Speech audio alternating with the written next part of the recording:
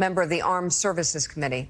Also joining the conversation, we have MSNBC contributor Mike Barnicle, the host of Way Too Early, Ali Vitale, MSNBC contributor Pablo Torre, and Claire McCaskill, former senator, still with us as well, which is great because we have Senator Elizabeth Warren with us, and I would like to get that conversation going between you two, especially about the tariffs. But first, I would like to ask about these deportations.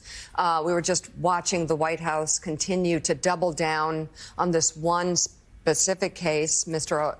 Abrego Garcia, and to an extent, really trying to label him a terrorist.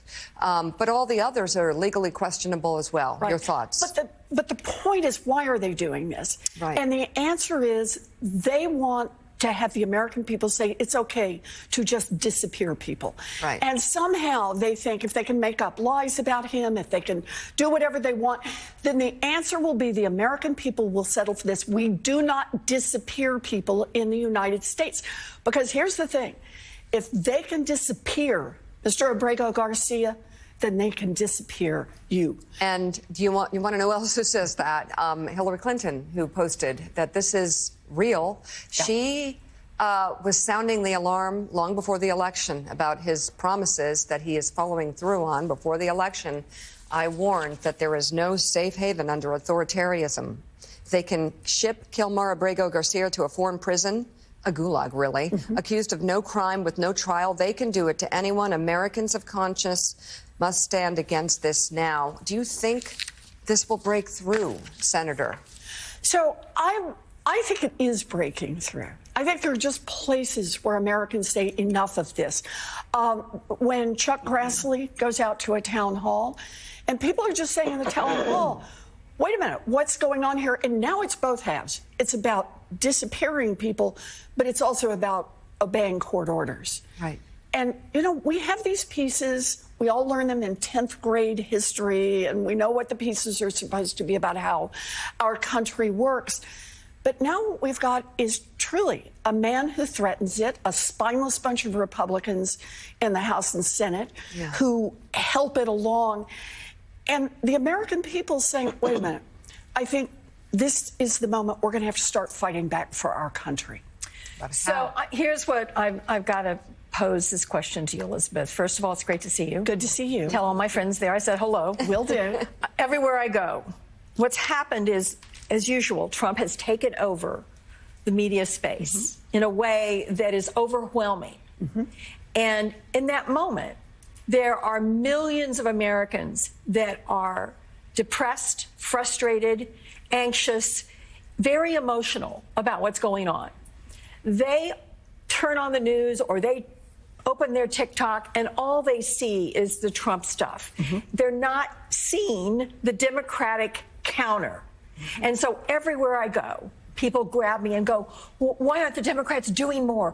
What's wrong with the Democratic messaging? Why aren't they out there in the streets? What's going on with the Democratic senators and House members? So this is your opportunity. I want you to explain to all the people what you are actually doing and why it is harder than it looks to dominate airspace in light of all the crap that's going on in the Oval Office. So, you know, let's do Constitutional Law 101. We've got Congress. We're supposed to make the laws. The administration is supposed to administer those laws. The courts are supposed to enforce those laws. A big part of what's going on right now is that we are doubling down on the Constitution. So all the places where Donald Trump is breaking the law, it's in the courts. We've got over 100 lawsuits that are going forward in the courts.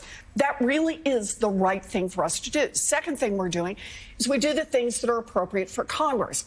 So, for example, Donald Trump is out here with the tariffs saying, oh, it's going to be a 57% tariff. It's going to be a 10% tariff. It's going to be a 145% tariff. Markets are doing this. Where does he get the power to do that? That's supposed to be with Congress. Well, the power he's using is an emergency authority that says specifically, Congress, of course, can say, hey, there's no emergency. We're not in an emergency with Belgium. We're not in an emergency with South Korea. Congress can then just roll that back. So I've introduced the bill along with Senator Wyden, and there will be a vote. This is one of those, you know, a privileged motion. There will be a vote in the next couple of weeks where every Democrat is ready to roll that authority back from Donald Trump. The question is, can we get some Republicans? But here's the deal, and here's the importance of this. Every Republican will be required to go on the record and to say quite publicly, while things are crashing about them, either they are there only to bow down to Donald Trump, or they are there to stand up for the people who elected them to stand up for our country. And you just got to force them into those votes. What do you think the count is? Well, you got 6 Republicans, maybe 7? So I think the count is in our favor for a majority. But here's the importance of it. I think it's going to be the crack in the wall. Yep. As soon as they start to move, and as soon as you've got more than one moving, 7, after a little bit, starts to look like 17. People don't want to be caught on the wrong side of history. And here's the thing. You know this, Claire. There's a long time when things go wrong, Republicans and Democrats in the elevator, down on the floor of the Senate, back in the cloakroom, they say to each other, we got a little problem here. Now, no one wants to meet your eye, Claire. Right. Well, nobody from the Republicans. It's heads down. And when you say what's happening in the market, it's just heads down. That's so awkward. They know. But the point is, they do know, and they understand. Look, I have no sympathy here. They are in the box. They want to be a Republican. That is the damn box you've put yourself in. But you're going to have to make a decision. Is it bow down to Trump, or is it stand up for the American people? Whoa. You know, off of Claire's initial question to you,